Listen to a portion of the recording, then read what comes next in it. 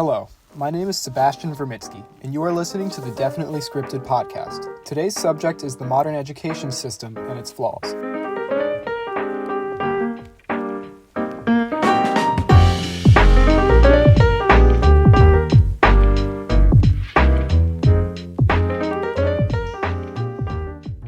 The essential purpose of any academic institution is to distill knowledge onto the next generation so that we may advance as a society. The manner in which this goal is achieved is the subject of much debate and disagreement among different camps. This stems from a fundamental lack of understanding about the process of knowledge acquisition and its many intricacies. The manner by which most modern societies have chosen to use is a standardized model of education in which all students are taught the same material and then assessed against common standards on their knowledge of these subjects. This system is the easiest to implement at scale, but in terms of actually providing a valuable education, it is far from perfect. The United States is a perfect example of what is wrong with the current state of education. But why is that so? Currently in the United States, the education system is disjointed at best. The 10th Amendment of the Constitution ensures that matters of education must be left to the states due to them not being specifically mentioned in the Constitution. This leads to differences in what is required within different states in the standard public education systems, and an inherent inequality of knowledge. Those facing this inequality often turn to privatized solutions to attempt and overcome this hurdle, whether they be institutions such as colleges or corporate megaliths such as College Board. This is big business in the US, and often these solutions are far from cheap, as seen with university tuitions, which are so expensive they generate a lucrative business selling loans to those in need of more funds. This is inherently unfair as it places knowledge behind a barrier of possession. It becomes an aspiration of many to reach these institutions, and as such they must maintain exclusivity to continue to be desired. Otherwise, they would no longer be seen as offering a competitive advantage. To achieve this goal, the standard for acceptance into these institutions is constantly rising, both in terms of academic and fiscal requirements.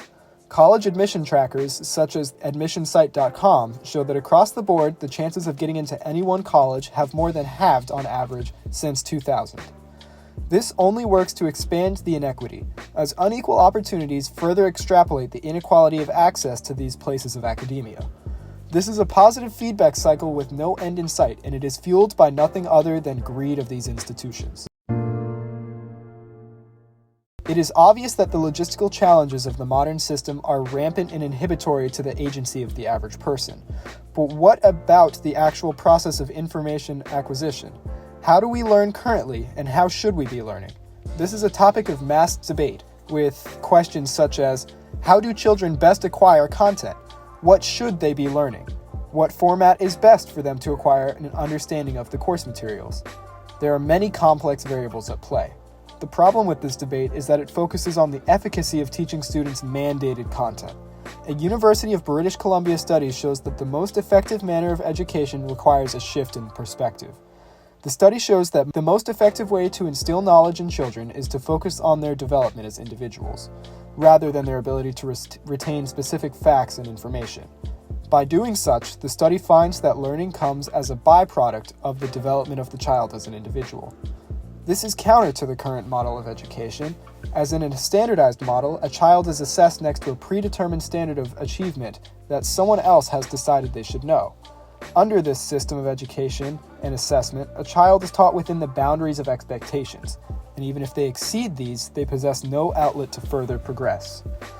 Those who succeed in a standardized environment are those who learn to conform to what is expected of them.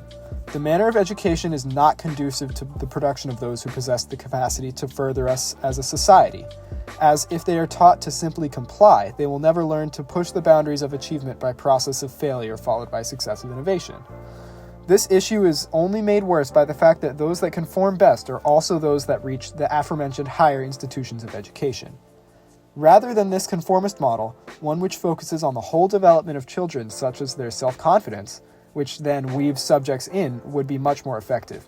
Children would exit their tenure of public education as much more complete individuals. Under our current system, opportunity is being needlessly squandered. If the current system that we have is broken, what is a practical solution?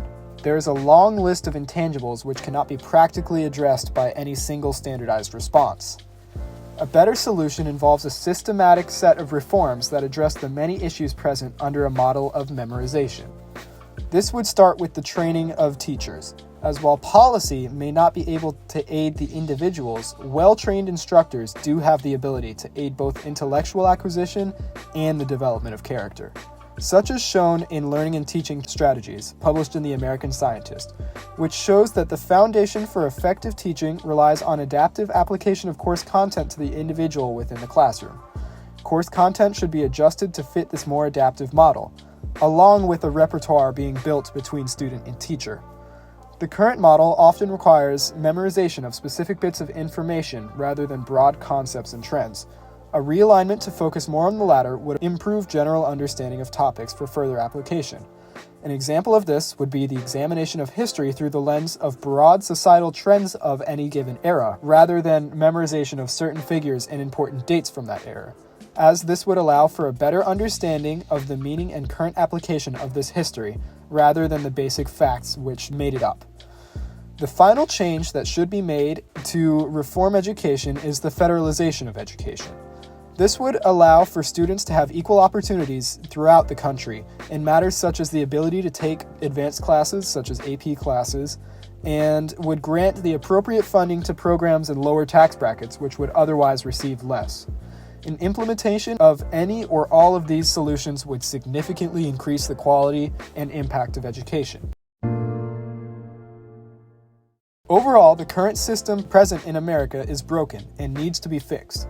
It is unfair to those who possess less academic opportunities and financial resources. It also attempts to educate children as if they were machines. Currently, education cannot be described as the central goal of this apparatus, rather conformity to a set of arbitrary standards. This is an issue that requires immediate rectification in order for the youth of today to have a better chance at making the world of tomorrow a better place. This has been the Definitely Not Scripted podcast. Thanks for listening and have a great day.